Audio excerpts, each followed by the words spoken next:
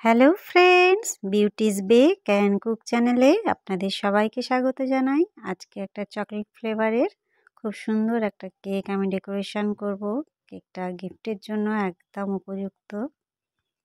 এই কেকটা ছিল আমার 2 পাউন্ডের। আমি কেক স্পঞ্জটা প্রথমে 3টে লেয়ারে কেটে নিয়েছি।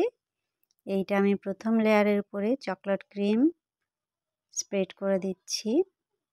এই ক্রিমের সঙ্গে আমি কিছুটা গানাশ মিক্সড করেছি। গানাশের রেসিপিও আপনাদের সঙ্গে আগে শেয়ার করেছি। 100 গ্রাম চকলেট, 100 গ্রাম হুইপড ক্রিম, এই দুটো মিক্সড করে মেল্ট করে গানাশ তৈরি হয়। সেই গানাশটাই আমি এখানে ব্যবহার করেছি। আমি কিছুটা চকো চিপস দিচ্ছি। চকো চিপসটা আপনি কতটা পরিমাণ দেবেন তার সঙ্গে আপনার বাজেটও নির্ভর করে, কত টাকায় আপনি কেকটা সেল করছেন। সেই হিসাবে কেকগুলো বানাতে হয়, কেননা খুব বেশি দিতে গেলে আবার অনেক বেশি লস হয়ে যেতে পারে। সেক্ষেত্রে ভেবেচিন্তেই সব কিছু ব্যবহার করাই ভালো। আমি এখানে সেকেন্ড লেয়ারটাও দিয়েছি, দিয়ে কিছুটা চকলেট ক্রিম দিয়েছি, তারপরে কিছুটা চকো চিপস দিচ্ছি। বন্ধুরা, এখানে বলে রাখি, কেক স্পঞ্জ যদি ড্রাই থাকে তাহলে অবশ্যই একটু সুগার সিরাপ কিংবা প্লেন জল দিয়ে কেকটা সোক করিয়ে নেবেন।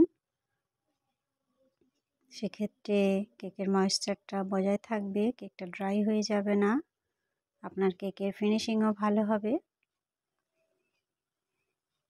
আমার এখানে দরকার পড়েনি বলে আমি কোনো রকম জল বা সুগার সিরাপ ব্যবহার করিনি, তবে যখন যখন প্রয়োজন পড়ে তখন আমি ব্যবহার করি। অনেকেই হয়তো কমেন্ট করতে পারেন যে সুগার সিরাপ ব্যবহার করেননি কেন। আমি তাদের জন্য এই প্রশ্নের উত্তরটা আগে থেকেই দিয়ে রাখলাম। আমি এখানে প্রথমে ক্রাম কোট করে নিলাম। এটা 10 মিনিট আমি ফ্রিজে রাখবো, তারপরে ফাইনাল লেয়ার। আমি এখানে 10 মিনিট ফ্রিজে রেখেছিলাম। এবার আমি ফাইনাল লেয়ার দিচ্ছি। এটা হচ্ছে আমার পিঙ্ক কালার ক্রিম। আমি ক্রিমে 2 ড্রপ পিঙ্ক কালার মিক্সড করেছি, একদম লাইট পিঙ্ক। সেটা দিয়েই আমি এর ফাইনাল লেয়ারটা দিচ্ছি। এখানে হয়তো আপনাদের একটু বুঝতে অসুবিধা হচ্ছে, আমার ক্যামেরাটা মাঝে মধ্যে একটু ডিস্টার্ব করে। সরি বন্ধুরা সেই জন্য, যে আপনাদের ক্লিয়ারলি আমি কালারটা বোঝাতে পারিনি। আমি একটা স্প্যাচুলা নিয়েছি, নিয়ে উপরে পোর্শনটা দেখুন কিভাবে আমি ডিজাইনটা দিলাম। সাইডটাও আস্তে আস্তে আমি সমান করে নিচ্ছি। এই যে, এবারে আমি একটা স্কেল নিয়েছি, নিয়ে আমি সমানভাবে দুটো দাগ টেনে নিচ্ছি। একটা সাইড দিয়ে করেছি, একটা উপরে নিচে করছি। আমি কেকের সাইডেও সমানভাবে দাগগুলো টেনে নিচ্ছি। এই ডিজাইনটা আগেও আমি করেছি, তবে সেই সময় আমার কিছু ভিডিও ক্লিপ আউট হয়ে গিয়েছিল বলে কমপ্লিট করতে পারিনি। এই জন্য এটা আরেকবার আমি ভালোভাবে দেখিয়ে দিলাম কিভাবে আমি করলাম প্রথমে। এবার আমি এটা ইয়েলো কালার ক্রিম নিয়েছি, পাইপিং ব্যাগটা ছোট করে কেটে নিয়েছি, নিয়ে দেখুন কিভাবে আঁকা বাঁকা করে একটা ডিজাইন বানাচ্ছি। এই ডিজাইনগুলো কিন্তু দেখতে ভারী সুন্দর লাগে, যেন মনে হয় গিফট বক্সের মতো লাগে অনেকটা।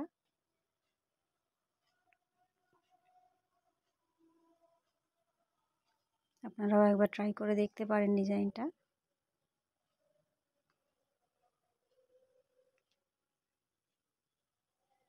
এবার আমি একটা রাইটিং নজেল নিয়েছি, আর এটা হচ্ছে সাদা ক্রিম। আমি বর্ডারটা দিয়ে নিচ্ছি, যে দাগটা আমি টেনেছিলাম সেইটা হাইড করার জন্য বর্ডারটা দেওয়া।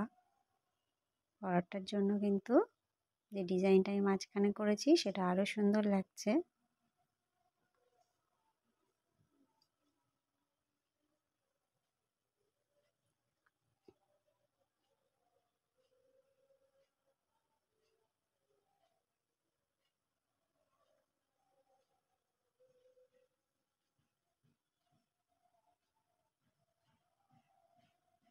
আমি নিচের পোর্শনও যেগুলো ডিজাইন করেছিলাম তারও সাইডে বর্ডার করে দিচ্ছি।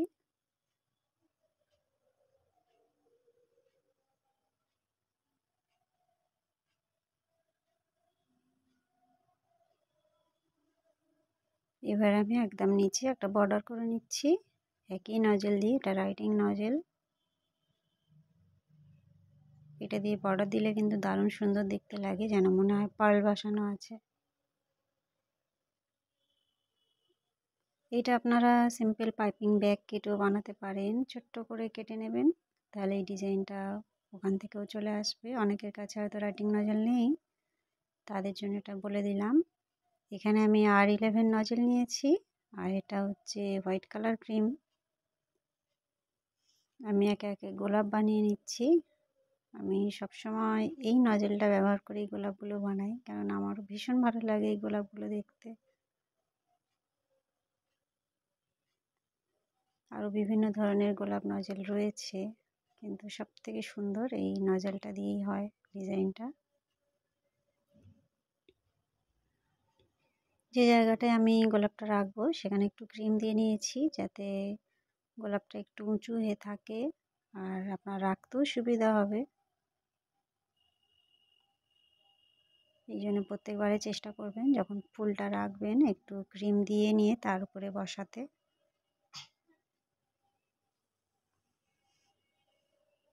আমি একে একে আরও দুটো গোলাপ বানিয়ে নেব।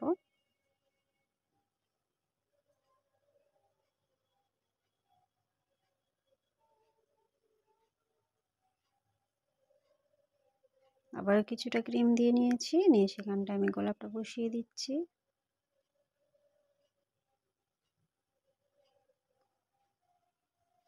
এটা 3 নম্বর গোলাপ বানাচ্ছি। এতগুলো গোলাপ দেখানোর একটাই কারণ, অনেকেই বুঝতে পারেন না, তাদের জন্যই দেখাচ্ছি আমি। এবার আমি লিফ নজেল নিয়েছি, আর এটা ক্রিমে গ্রিন কালার মিক্সড করেছি। কয়েকটা পাতা আমি বানিয়ে নিচ্ছি। এটা একদম ছোট সাইজের লিফ নজেল। আমার ওই নজেলটা দিয়েই পাতা বানাতে বেশি ভালো লাগে। আচ্ছা, এখানে আমি গোল্ডেন ডাস্ট মাঝখানে দিয়ে নিচ্ছি ফুলের। কেকের লুকটা পুরো বদলে গিয়েছে বন্ধুরা, জানি না আপনারা বুঝতে পারছেন কি না। এবার আমি নামটা লিখবো। এটা হচ্ছে চকলেট গানাশ। পাইপিং ব্যাগটা ছোট করে কেটে নিয়েছি।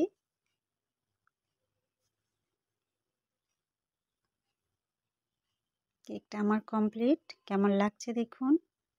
ভালো লাগলে অবশ্যই একটা লাইক দেবেন, চ্যানেলটা সাবস্ক্রাইব করে রাখবেন। আমার চ্যানেলে আরও বিভিন্ন ধরনের ডিজাইন আছে, পারলে সেইগুলো দেখে আপনারা অনেক কিছু শিখতে পারেন। দেখা হবে নেক্সট ভিডিওয় নতুন কোনো ডিজাইন নিয়ে। সবাই ভালো থাকবেন। Bye bye.